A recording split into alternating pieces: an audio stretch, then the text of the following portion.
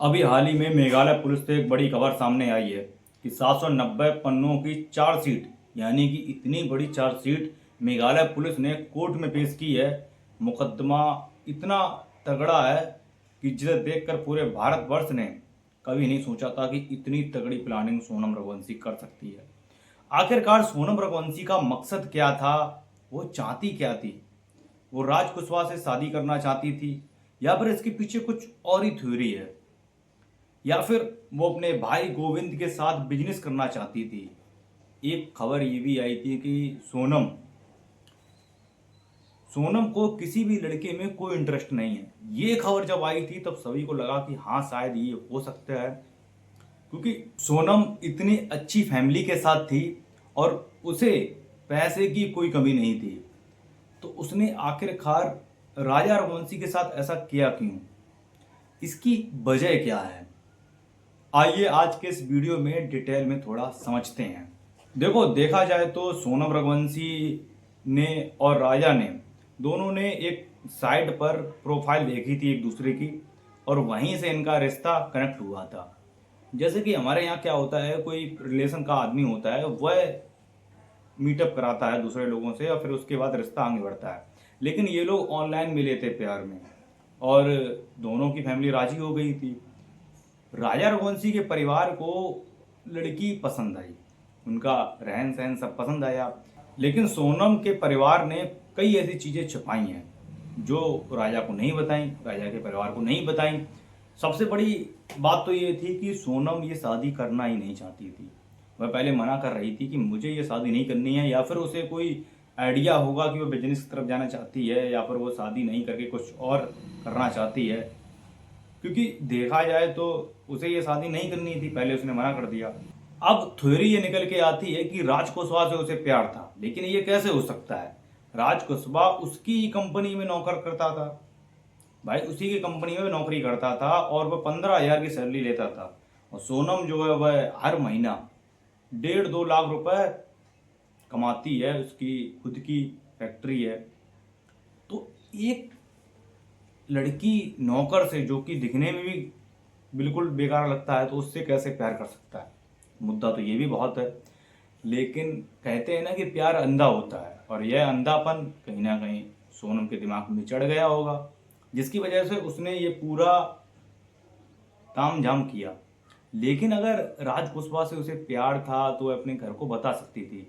राज कुशवाहा के घर की जो स्थिति है वो अच्छी नहीं थी।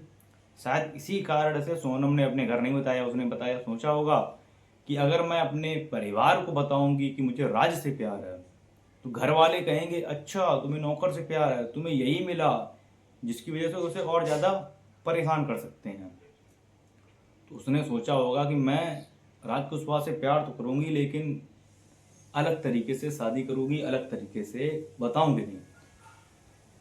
लेकिन इन सब के बावजूद भी सोनम के घर वाले राजा रघुवंशी की फैमिली को कुछ भी बात नहीं बताते हैं, और बिना लड़की के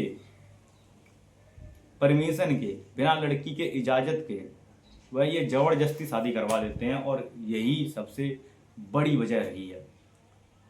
गोविंद, जो कि सोनम का भाई है, उसकी एक भाभी हैं, उसकी भाभी ने बताया कि सोनम इस शादी के लिए काफ़ी दिनों से अपने घर से झगड़ा करती थी, लड़ाई करती थी, गुस्सा हो जाती थी।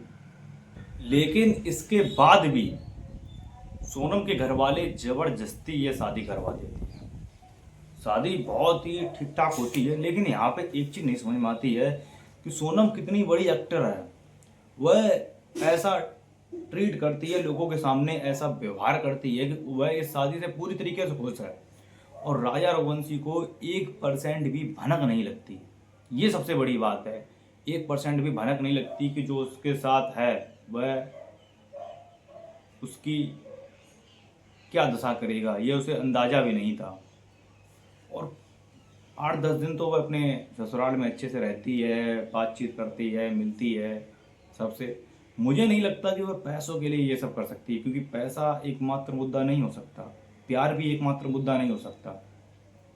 जो सोनम चालाक है, जो सोनम का आइडिया है, वो बहुत ही भयानक लेवल का होगा। पुलिस ने अभी ये कन्फर्म नहीं कर पाया कोई भी लग जाए, सीबीआई लग जाए या फिर कोई भी लग जाए, कोई भी ये नहीं बता सकता कि सोनम के दिमाग में एक्चुअल में चल क्या रहा है और वह चाहती क्या थी। क्योंकि देखा जाए तो पैसा चाहिए होता तो बिजनेस की तरफ जाती, भाई के साथ पार्टनर करती, उस पर केस करती, मुझे इसमें आधा हिस्सा चाहिए, मैं बिजनेस करना चाहती हूँ। और राज कुशवाहा से अगर शादी करनी है तो वह कह सकती थी, ऐसा नहीं है, मान जाते घर वाले। लेकिन उसने ये भी नहीं किया, उसने शादी करने के बाद प्लानिंग की। अरे भाई, शादी नहीं करनी थी तो लड़की के साथ ऐसा क्यों किया, ये सबसे बड़ा मुद्दा है। पैसा हो नहीं सकता तो दिमाग में उसके चल क्या रहा था। अब जैसे कि ये जो मेघालय पुलिस ने इस केस को सॉल्व करने के लिए 790 पन्नों का जो चार्जशीट अब कोर्ट में दाखिल किया है, उसके बाद अब निर्णय निकल के आएगा कि एक्चुअल में अब सोनम के साथ होने क्या वाला है। अब राजा के परिवार को तसल्ली है कि हमें न्याय की पूरी उम्मीद है, सीबीआई ने अच्छे से काम किया। लेकिन इसके बाद भी अभी राजा के जो भाई हैं विपिन, उन्होंने कहा कि अभी इस पर और जांच बाकी है। ये समझ में नहीं आ रहा जांच क्यों बाकी है, जबकि पूरा केस 790 पन्नों में सॉल्व हो चुका है। और गोविंद कहता है कि जो भी निर्णय मेघालय पुलिस करेगी मुझे उस पर भरोसा है, मुझे यकीन है कि वो जो भी निर्णय करेगी वो अच्छा करेगी। तो ये मुद्दा कहीं ना कहीं है कि सोनम ने क्या राज कुशवाहा को फंसाया है या फिर उसके दिमाग में कुछ और चल रहा है। ऐसा भी हो सकता है कि सोनम जानबूझ के राज कुशवाहा को फंसा रही हो। भाई, उसका हाथ ही ना हो, क्या पता इस केस में। अगर हो तो छोटा मोटा हो, भाई हो जाता है, कभी बातचीत हो गई, कभी फोटो वोटो हो गया, लेकिन इस केस में उसका बड़ा हाथ ना हो।